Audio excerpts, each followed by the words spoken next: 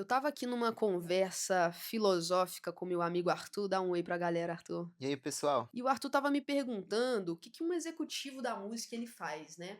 Quais são as qualidades do executivo da música? E o executivo da música, se você assistiu o meu vídeo anterior, você já sabe que ele pode seguir tanto para um lado comercial quanto de marketing, que existem ramificações. Então, nesse vídeo, eu resolvi falar sobre o AIR, que é o artista e repertório, e quais são as 7 qualidades que um AIR precisa ter para conseguir se dar bem na profissão. Então, o AIR, como o nome já diz, artista e repertório, ele precisa cuidar tanto da parte artística quanto do repertório desses artistas. Mas o que que acontece é que no passado, na nossa história da música, esse AIR era muito mais preocupado em criar um bom repertório para o artista do que atualmente. Atualmente o AIR, geralmente, tanto de gravadora quanto das distribuidoras, ele fica dentro do setor comercial e eles estão preocupados mais em assinar novas tendências, assinar artistas, né, que vão gerar receita, do que necessariamente entrar ali, né, fundo na carreira dos artistas para poder ajudá-los a construir esse repertório, para construir a sua marca. Porém, mesmo que essas empresas hoje busquem, né, o fator faturamento, que é fechar artistas que vão trazer uma receita, essas 7 qualidades que eu vou te falar aqui, elas vão te transformar em, assim, no melhor AIR do mundo. Inclusive o Arthur que tá aqui, ele tá já no seu treinamento, né, Arthur, para quem sabe aí ser um AIR no futuro, mudar de profissão. O Arthur que é o cara que já cuida do marketing, quem sabe? Porque assim, o AIR, ele também, além de tudo, ele tem que ser um bom marqueteiro, né? Hoje em dia, a verdade é essa. Então, assim, o primeiro ponto para você ser um bom AIR é amplo conhecimento musical sobre diferentes gêneros musicais. Então, o que que seria esse amplo conhecimento musical? Você precisa conhecer de música, você precisa, antes de tudo, amar ouvir música, diferentes músicas, não só a música da atualidade, a música do TikTok, mas músicas antigas, ser um bom conhecedor de repertório. Então, assim, essa é a primeira mesmo eu coloco como ponto um, assim, para você ser um bom AIR. Então eu posso ficar lá sentado ouvindo música, aí você perguntar: "Tu tá trabalhando?" Eu vou falar: "Tô trabalhando aqui". Tô trabalhando, tô estudando, tô adquirindo conhecimento sobre gêneros musicais diferentes, às vezes sobre artistas mais antigos, né? Pra você pegar a referência mesmo, às vezes você tá trabalhando um artista aí e esse artista tá um pouco perdido em que tipo de composição seguir.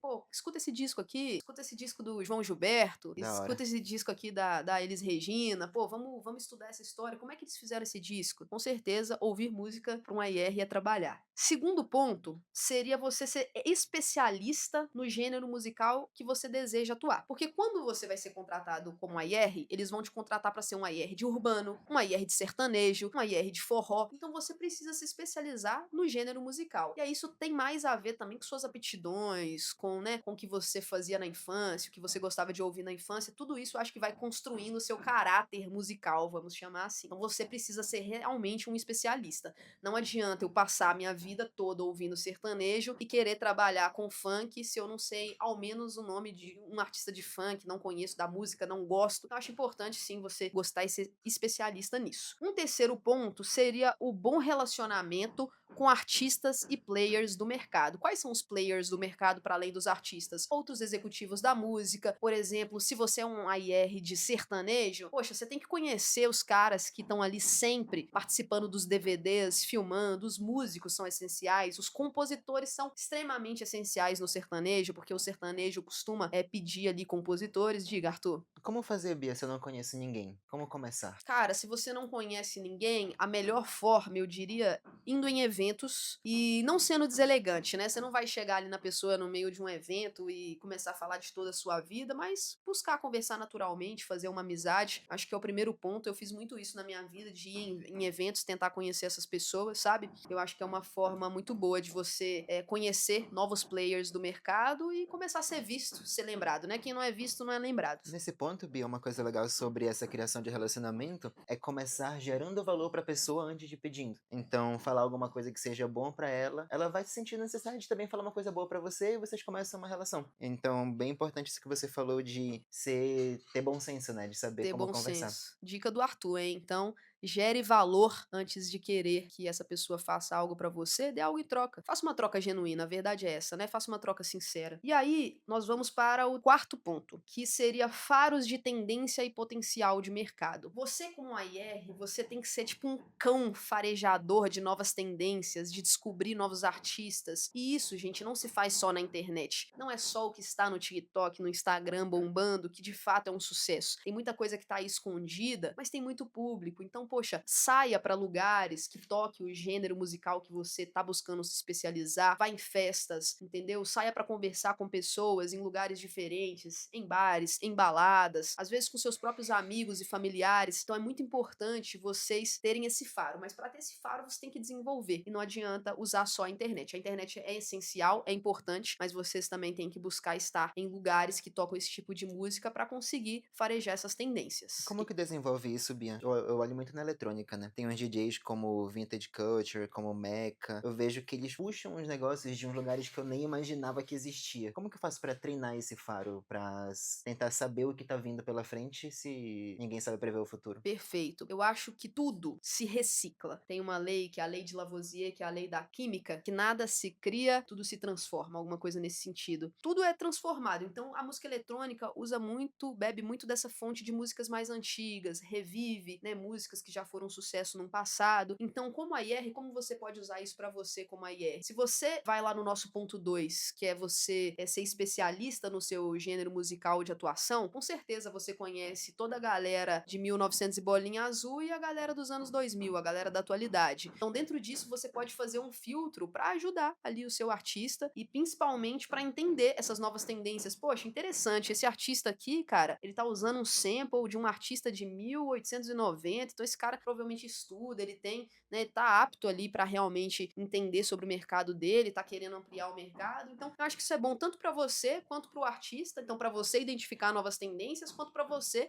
ajudar os artistas que você já está trabalhando com, né? E aí nós vamos para o quinto ponto, que é a comunicação clara e influente. Você precisa se comunicar de forma clara, tanto para ter uma comunicação direta com a gravadora com quem você está trabalhando, quanto para o artista, porque você vai ser a ponte entre artista e gravadora. Você vai ser responsável por guiar ali a carreira do artista na mídia e dentro da gravadora. Então você tem que. É como se você estivesse segurando a gravadora de um lado e o artista do outro. Você é a conexão entre eles. Então você precisa se comunicar de forma clara para conseguir fazer essa ponte. Ô Bia, me Os colocando no lugar da pessoa que estaria começando, eu sinto muito medo. Tem lá o artista que tá fazendo o trabalho dele, alcançando centenas de milhares, milhões de pessoas, e a gravadora também. Como que eu, Arthur, pequenininho, vou conseguir fazer uma relação boa entre esses dois? O que que eu tenho que ter de habilidades pra isso? O que que eu posso estudar pra isso? A partir do momento que você já trabalha em uma gravadora, eles esperam que você já tenha essa habilidade. Por mais que você não tenha, no seu teste você conseguiu os convencer que você tinha. Então você vai ter que realmente trabalhar principalmente essa comunicação clara entre as duas partes, para não haver duplas conversas. Então tá, a gravadora quer isso, beleza. Mas aí você sabe que seu artista é difícil, que ele não vai querer fazer isso. Então tentar entender por que, que ele não gosta de fazer isso, até você não vai chegar e causar uma discórdia entre as duas partes. Tipo, olha, a gravadora não quer que você faça isso que você gosta de fazer. Poxa, o artista vai se sentir chateado, ele vai falar, poxa, eles estão querendo humilhar a minha arte. Não é isso. O IR, ele tem que ser bem complacente, ele tem que manter a tranquilidade entre todas as partes. Agora, se você tá se sentindo ali pequenininho perto dessa indústria toda, não tem um emprego ainda na área, eu acho que o ponto mais importante seria você ter um bom relacionamento com os artistas, que entra no ponto 3 que a gente conversou.